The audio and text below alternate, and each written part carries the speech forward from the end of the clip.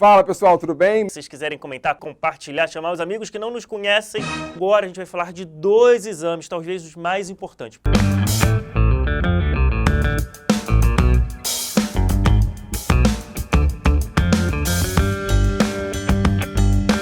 Finalmente, depois de 35 listas, a gente se lembrou.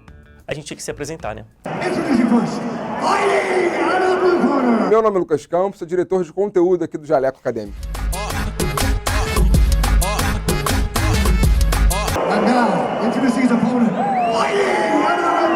Eu sou Felipe Magalhães, eu sou diretor científico do Jaleco.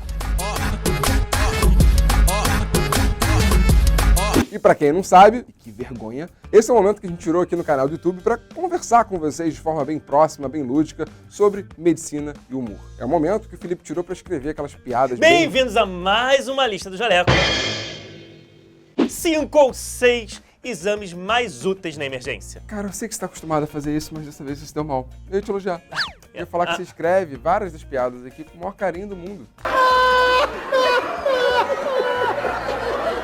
Ninguém aqui acredita que ele ia me elogiar, a gente sabe disso. Mas deixa a gente começar a lista com um aviso.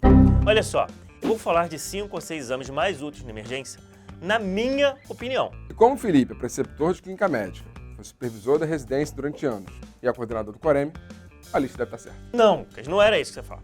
Não, olha só, gente, a lista é minha. Eu juro que eu escolhi com todo cuidado e carinho, mas você tinha que ter falado que não tem problema nenhum que quem está assistindo discorde da nossa lista, ache outra coisa, fale que outro exame é mais útil, e a gente vai adorar ver isso nos comentários. Vai adorar ver isso nos comentários. Tá bom, desculpa. Mas então vamos começar com um bem óbvio que possivelmente não vão discordar tanto assim. O famoso hemograma. Já que você, de todos os itens, escolheu hemograma para começar, explica aí por que o hemograma é bom, fala pra galera. Cara, esse é mole. Hemograma é um excelente exame, inclusive em várias ocasiões médicas, também na emergência. Se chega um paciente, por exemplo, com astenia, palpitação, dispneia, cara, o hemograma pode ajudar a detectar uma possível anemia. Isso sem falar que ele ajuda também a definirmos a causa. Isso falando só da série vermelha, né? Porque se você olhar para o resto do hemograma, o hemograma série branca serve para muita coisa. O óbvio é infecção bacteriana, mas tem neutropênico febril. Leucocitose é importante na pancreatite, é um fator de risco de mau prognóstico da pancreatite. Na plaqueta, é importante ver plaqueta na PTI, na cirrose. Na sepse é importante também, porque plaqueta baixa é mau prognóstico, está no SOFA. Mas ainda assim, sendo um exame muito importante, a galera acha que tem que incluir em todo que é tipo de paciente. Errou! Muitas pessoas usam o hemograma de forma inapropriada. A gente olha lá, se olhar mesmo, vai ver que pedem hemograma demais. Aquelas infecções virais leves, olha, no geral não precisa de hemograma. Mas mesmo tendo um pouquinho de hemograma demais, assim, isso não é o suficiente para tirar ele da nossa lista dos exames mais úteis na emergência. O próximo exame, obviamente, também é muito útil, mas esse não ajuda muito a detectar uma doença em si na emergência. Se você ainda não sabe do que a gente vai falar, agora é hora do famoso beta-HCG. Eu falei o óbvio, o beta-HCG a gente solicita principalmente para detectar casos de gravidez. Mas gravidez não é doença. Então o obstetra não é médico? Gente, estou brincando. Essa foi só uma daquelas piadas ruins que o Felipe me fez fazer. Eu amo vocês, meus amigos e amigas da GO. Gente, olha só, para vocês não reclamarem, quero dizer, para vocês reclamarem só da piada ruim, deixa eu falar. É claro que a gente sabe que beta-HCG serve para algumas doenças, por exemplo, para câncer do testículo. E tem outras doenças, inclusive de mulheres também, as próprias molas, os tumores trofoblásticos em si, mas não é isso que a gente está falando aqui. A grande importância do beta-HCG na emergência, cara, é detectar a gravidez. E assim, isso é muito importante no dia a dia ali da gravidez. Tanto para você fazer um diagnóstico, né? Para saber por que a mulher está enjoando tanto, por que ela está enjoando, e aí você faz o diagnóstico da gravidez. Quanto às vezes para outros diagnósticos, né? A mulher jovem, idade fértil, com dor abdominal. Saber se ela está grávida ou não vai implicar em vários diagnósticos diferenciais. Vai inclusive ajudar a gente a pensar se a gente vai fazer tomografia computadorizada de abdômen nessa paciente. Falando em TC de abdômen... Gente, você sabe que quando eu fiz a lista para esse vídeo, eu mostrei pro Lucas... Mentiroso! Eu mostro pro Lucas a lista mesmo. E aí eu perguntei pra ele, aí cara, tomografia de abdômen entra ou não entra? Pra minha defesa, você acabou de me mostrar essa lista. É a primeira vez que eu tô lendo ela, então... Eu te mandei no WhatsApp, você não viu. É verdade. Mas, pessoal, então esse exame, obviamente, ele entra na lista. Mas, apesar dele ser muito útil, não significa que é para ser usado em todo mundo. Na verdade, a tomografia de abdômen vai ser usada numa pequena parcela dos pacientes com dor abdominal. Boa parte desses pacientes não precisam de tomografia. Agora, os que precisam, os que fazem tomografia bem indicada, aí ótimo. Então tá claro que esse exame tem que ser muito bem indicado. Além do que, pessoal, não é um exame barato, não é um exame simples de fazer, a gente precisa muitas vezes fazer contraste venoso no paciente, isso pode acarretar certos riscos, vai ter que irradiar o paciente, então não é um exame que você pode sair fazendo como hemograma, por exemplo, que em tese também não deveria ser feito a esmo, mas que é mais tranquilo, é menos danoso para o paciente se você fizer essa indicação. Exatamente. Tomografia tem riscos para o paciente, riscos reais. Agora, quando ela é bem indicada... Todo mundo já entendeu que tem que ser muito bem indicado o exame, a gente tá chato com isso já. Inclusive, muitas vezes a gente acha que precisa fazer uma tomografia, mas a própria ultrassonografia é melhor em alguns casos. Além da ultrassonografia ser melhor em alguns casos, tem casos que o paciente não vai precisar de nenhum nem outro. Os pacientes que estão muito graves e instáveis, muitas vezes eles vão ser operados sem tomografia. O próximo item da lista é justamente para esses caras. Quem está operado? Não. Quem está grave. Finalmente vamos falar da querida gasometria. Esse é um daqueles exames que a gente não pode sair fazendo em todo mundo. Ô Lucas, tem algum exame que a gente pode sair fazendo assim em todo mundo? Tem. O físico. Joel! O tiriri! Tô brincando. Mas no caso da gasometria, ela está indicada muitas vezes em quase todos os pacientes que têm insuficiência respiratória grave. Na verdade, a gasometria dá várias informações pra gente, né? A gente vê como é que tá a oxigenação do paciente, a gente vê como é que tá a ventilação, como é que estão os distúrbios do ácido básico. Então a gente usa a gasometria no paciente com choque hemodinâmico, a gente usa a gasometria em intoxicação grave, na injúria renal aguda grave, tem muito cenário. Como eu disse anteriormente, aqueles pacientes que estão graves. Bem, vamos deixar a gasometria quietinha aqui, porque agora a gente vai falar de dois exames, talvez os mais importantes, porque são exames que, se ele não tiver disponível, se não tem como tratar o paciente. E o primeiro deles é a tomografia de crânio.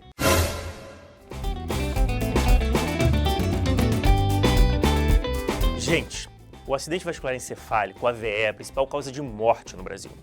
Só que desde 1995 saiu um artiguinho na New England chamado NIMS-TPA Stroke Study e a gente passou a ter uma técnica, a gente passou a ter um tratamento para diminuir a sequela nesses pacientes. O Felipe falou o nome desse estudo, não é porque ele quis ser arrogante, não. Às vezes ele até faz isso, só pra vocês terem ideia, no roteiro tava lesão renal aguda com letra maiúscula, só porque ele é nefrologista. Mas é que em 1995, ele já era médico há um bom tempo.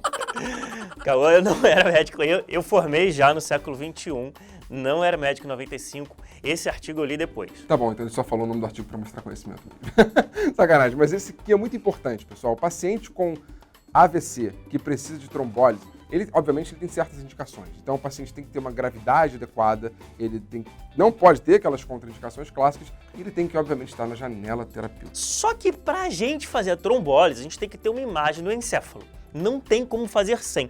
A gente até pode, em algumas situações, trocar a tomografia pela ressonância, mas isso não vale nem a pena, porque se não tem tomografia, dificilmente vai ter ressonância. É isso mesmo, pessoal. Sem tomografia, não tem trombólise. Os outros exames são até importantes, mas dá para se virar sem. Aqui não tem jeito. É até ruim a gente falar isso, né? Porque é um exame que não tem em todo lugar e a AVE é muito comum. Mas, assim, se não tiver no seu lugar, você tem um AVE, você vai ter que transferir o paciente. Bem, gente, vamos agora, então, para o exame mais importante nas emergências. A lista até então nem estava numa ordem tão clara e específica, mas esse aqui é indiscutível, é o top 1 da lista, 35 de alerta.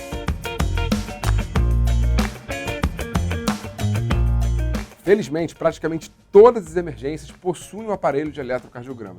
E ele não é só importante para a detecção do infarto miocárdio. A gente usa em praticamente todas as taquicardias graves. E nas bradicardias. E nas dispneias graves. E no trombolismo pulmonar. E na insuficiência cardíaca descompensada. E é justamente por isso que ele é o top 1 exame mais útil da emergência. E além do mais, sem ele, não dá para tratar o infarto agudo miocárdio, porque sem saber se é com ou sem supra. Bem, gente, vamos lembrar então quais foram os 5, na verdade 6 exames que a gente falou nessa lista como os mais úteis e importantes da emergência. Hemograma, beta-HCG, tomografia de abdômen, gasometria arterial, tomografia de crânio e o eletrocardiograma.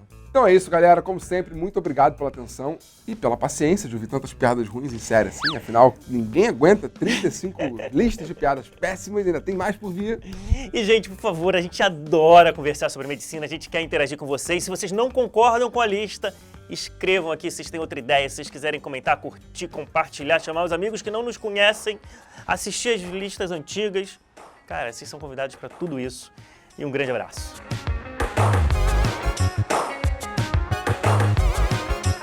Você percebeu o óbvio aqui, né?